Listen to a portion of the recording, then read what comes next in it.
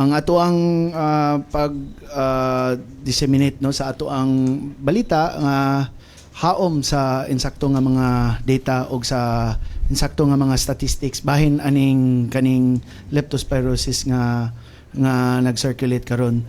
So as sa gingon ni Sir Jade Ariser atong January atong Monday nag special report ko kay there was naay complaint nga niabot sa ako so isip chairman sa Committee on Health special report nako ang complaint, but after sa akong special report of the media interview nako as I have said, yet to confirm pa to siya. Yet to confirm kay we are still gathering data and statistics. Iten siya nga complaint letter.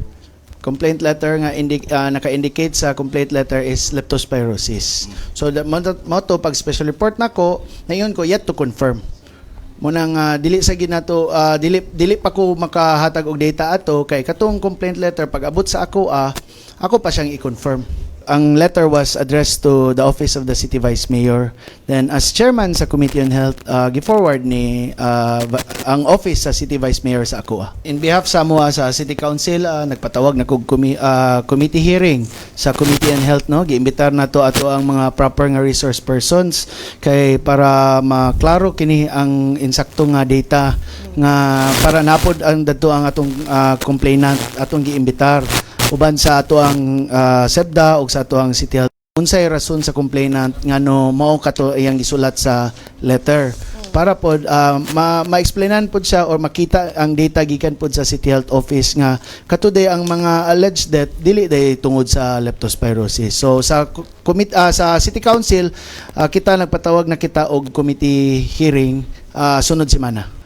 Andam man kita mudawat og any complaint, but sama sa akong giingon sa after sa session nga interview, yet to be verified pa to siya nga complaint. Sad to say lang wala to siya na publish sa media ato nga time nga, but naay uban media outlets na butang ginila nga Councilor Paulo Gani will verify pa katong complaint. Kay sa sulod sa iyang complaint nagpagawas gid siya nga leptospirosis ang cause of death. So at that time, ningon sa ko nga dili sa ko mo confirm kay ako sang i-make sure.